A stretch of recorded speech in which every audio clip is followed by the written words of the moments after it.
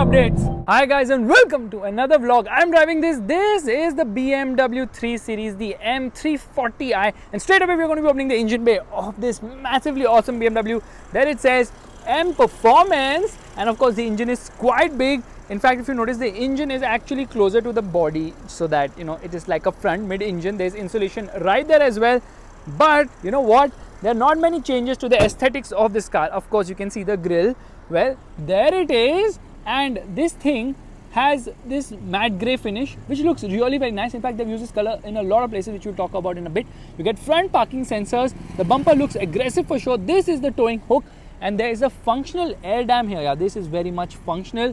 Meanwhile, the lights are absolutely beautiful, very powerful, adaptive lights, and you know what? It is the BMW laser lights, of course. You see, there's this kink, which looks super duper awesome as well, and this orange shade. I don't know why orange is the talk of the town today, but in this orange shade, it looks pretty good indeed. From the side, of course, it's sporty looking, but BMW has gone for 18 inches, which is actually a good thing because of the ride quality bit. And of course, low profile tires do not suit Indian roads at all.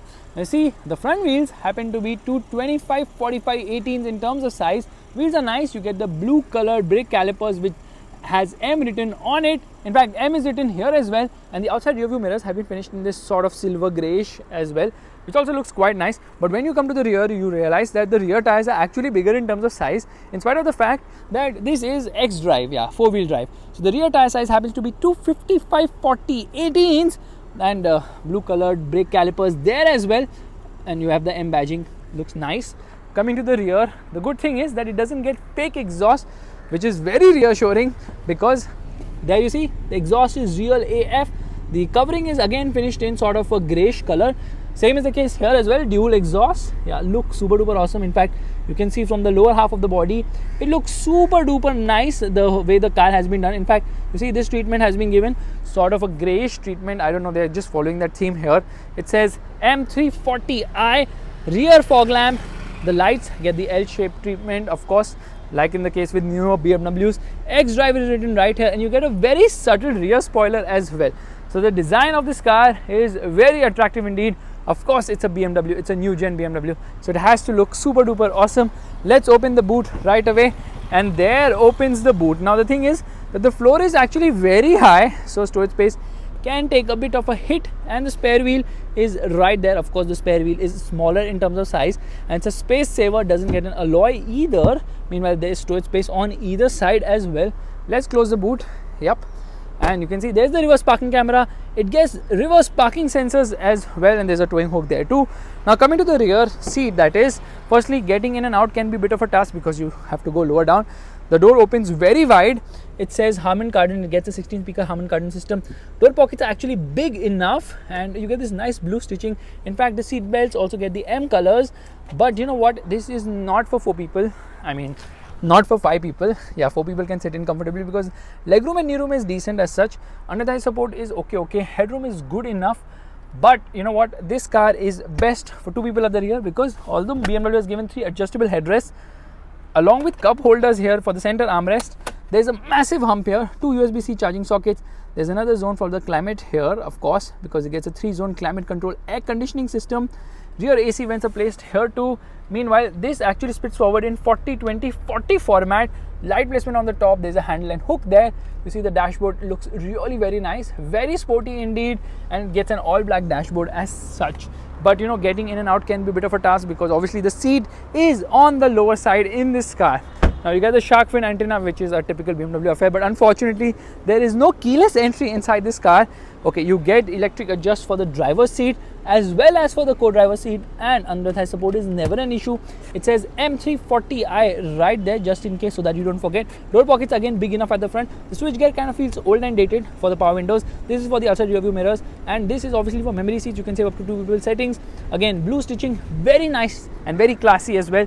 In fact, I love how it has been done on the seat. The seats look super duper awesome, very comfortable indeed, and I love the finished sporty seats, and love the M colors on the steering wheel as well.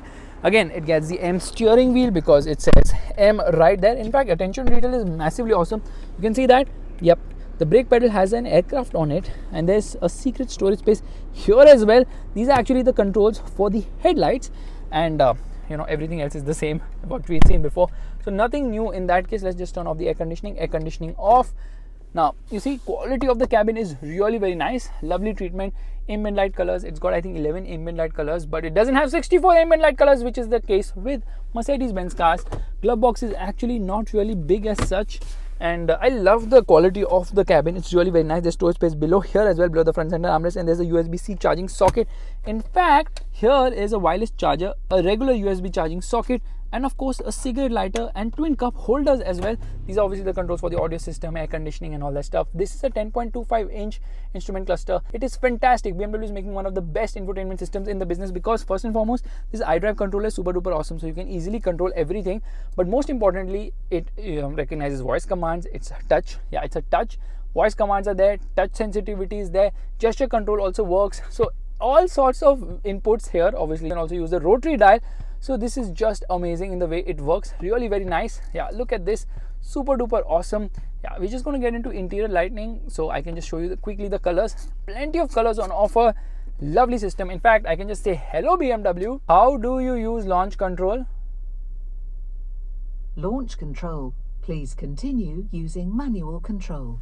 Okay, that's telling me how launch control works. Yeah, Steptronic transmission.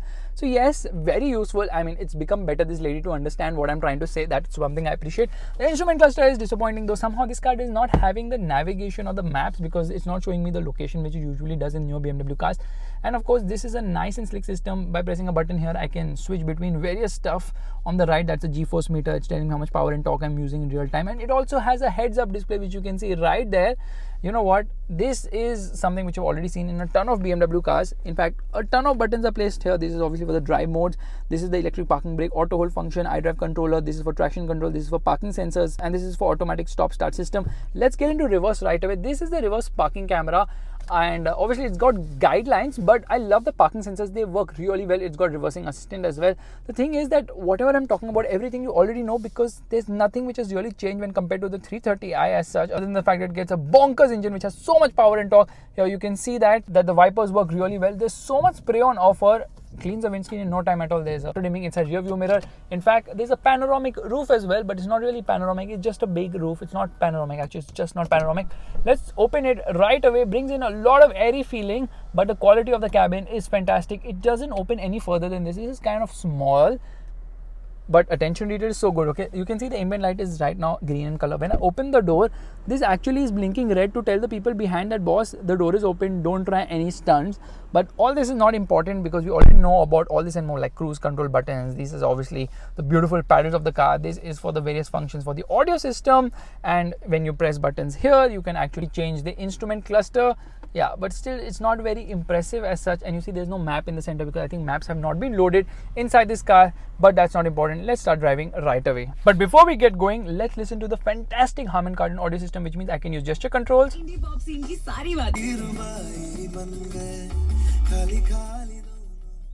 Yeah, gesture controls work fantastically well. In fact, let's get into reversing assistant. Just check this out. Okay, I get into reverse, and you know what? It's able to match the steering input which I had given earlier. Just this is done so that you can park without any hassle into your parking whenever you feel like. But I think we've spoken too much about the car. Let's talk about the engine now. Alright, we're all set to go, which means coming into drive mode. First and foremost, we change the mode. We get into sport mode, and then we get into sport plus, which is extra dynamic settings. And here we put this on the left side, which is obviously for the sport mode of the gearbox as well. Sport displays have been turned on as well. Meanwhile, we go into traction control sport 2. So stability control is into sport 2. Air conditioning off completely. Left foot on the brake, right foot on the accelerator. Having the motor launch control active, and yeah, you heard that. It was too spritey. Yeah, it would have spun almost, because that is the amount of power and torque which is going to the rear. Yeah, actually not the rear wheels, all the wheels, but in Sport Plus obviously it's more rear biased power delivery. The performance is absolutely sensational from this BMW car. You know why? Because this is a 340i, which means that it gets a 6-cylinder engine. It's a straight 6 motor. It's a 3-liter unit. It's actually a new engine. It's not the same engine which powers the Z4. It's a new engine, and unfortunately it doesn't get 2 turbochargers. It gets only 1 turbocharger. So although they call it twin scroll turbocharging, there's only 1 turbo here. But this 3-liter straight 6 motor is producing 387 horsepower at 5000 rpm, and the torque output of 500 newton meters is between 1860 rpm going all the way to 5000 rpm, giving it a very wide torque band. And that is the reason why this engine is always having the grunt at any possible rev range. You get onto the throttle, it immediately takes off, no hesitation whatsoever. Launch control active.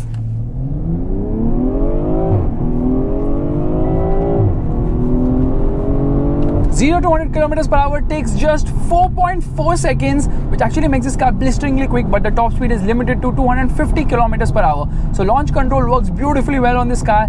Absolutely sensational the way this engine performs, because there's just so much grunt. Yes, there's some lag lower down, so drivability isn't the best, but once you get past the mid-range, or rather get into the mid-range of the rev range, it absolutely flies. The mid-range catapults you ahead, and then the top end is super duper sweet too. I love the way it screams all the way to the red line. And you know what is the best part? The way it downshifts. This gearbox is so fast now, it's insanely quick a gearbox. I know it doesn't sound as loud as it should, but then, you know, obviously with the turbocharging, the sound has gone down a bit compared to a naturally aspirated 6-cylinder engine. Still, throttle response is absolutely sensational. This engine really loves to go all the way to 7000 rpm plus, so you get that 7000 rpm wally feeling. It just feels so sensational. In fact, I'm going to manually take control of things here. Now I'm manually taking control of things, and as I downshift, listen to the sound. Absolute bananas. It will not shift unless and until I decide to do so.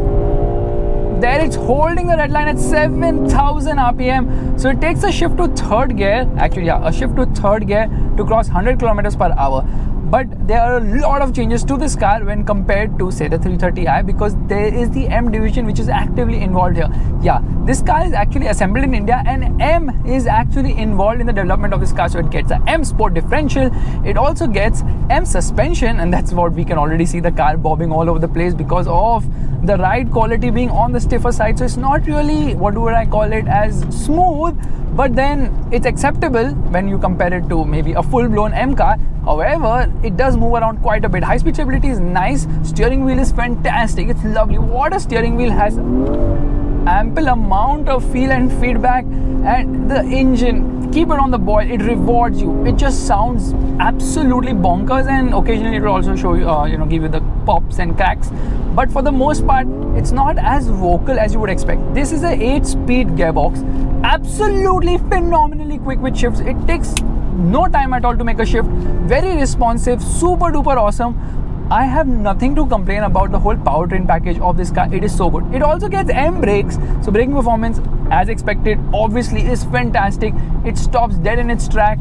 The tires have ample amount of grip. Even with traction control off, you don't have to worry at all, because obviously it is an X-Drive, so power is channeled more so to the rear wheels. In obviously Sport Plus, it is more rear bias power delivery, and there's 6 drive modes on offer. There's Eco Pro, which can be configured because it has got an individual setting. Then there's Comfort, and for Sport there are 3 settings. There's Plus, which you're driving in right now. There's Individual as well. Basically what it alters is obviously the engine, the gearbox, and the steering wheel. That's about it. No adaptive dampers, although globally adaptive dampers are part of optional equipment. Meanwhile, globally you can also get a rear wheel drive version of the 340i, which would be more fun for sure, because then you can go around drifting. But in this car, even with the traction control off, it just never ever feels oversteery. Although near limit oversteer, little bit present, but then the car corrects itself so fast you don't even realize. And most importantly, the correction comes from the fact that obviously X-Drive system, power being channeled to both the front as well as the rear wheels, so that's never a problem. Very fast with shifts. Okay, we're going to launch it here again, driving the motor. Launch control.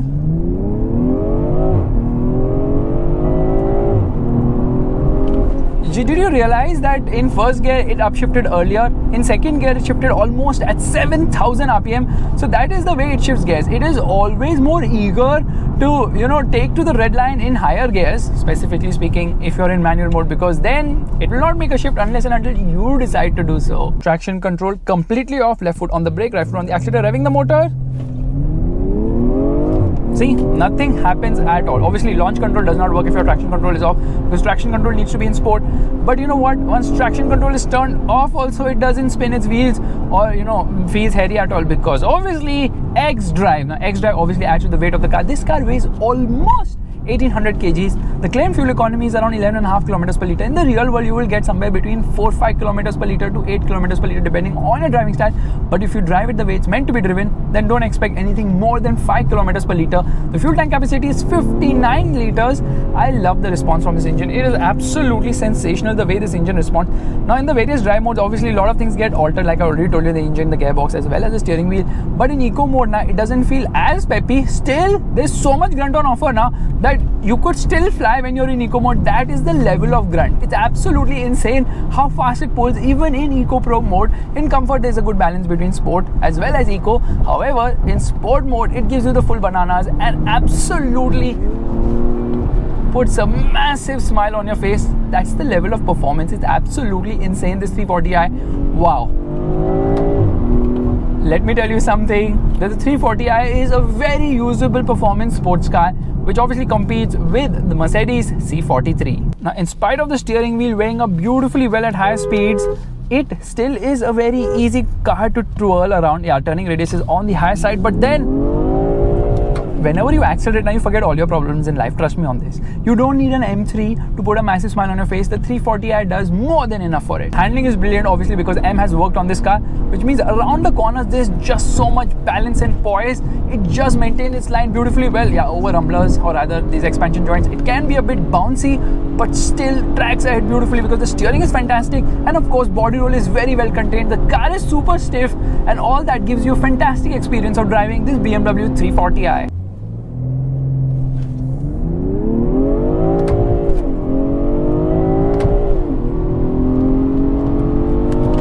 You've got steering mounted paddles, of course, and then you can use a Tiptronic function on the gear lever as well. The 3 Series is actually available in 3 variants. There's a 320d and there are 2 variants for the 330i, and this happens to be the 4th one, the 340i. The current range of the 3 Series is between rupees 50 lakhs to 60 lakhs. Of course, the 330i Sport costs around 50 lakhs or so on road Mumbai. Meanwhile, the 330i M Sport costs slightly less than 60 lakhs. So what price will this 340i come for?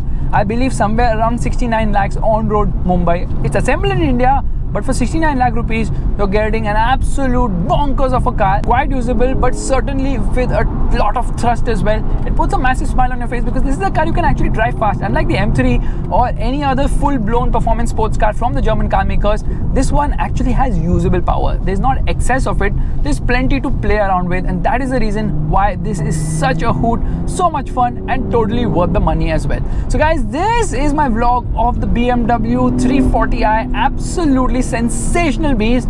There's not much to complain about because this engine just makes you forget everything. That is the level of performance, and that is the level of grunt. Yeah, it could have sounded better, and definitely it could have looked even more special with 19-inch rims, but then that would have spoiled the overall ride quality of this car. Although 19-inch rims are actually optional. Not sure if it's in India or not, but abroad surely it is. And then you come to these rumblers and you're like, thank God I have 18 inches because I can't deal with 19 inches at all. So guys, if you like this vlog, make sure to give it a thumbs up. That's a like button, and also subscribe to the channel. I will see you guys in the next video real soon. My goodness, this engine is so good. Bye bye.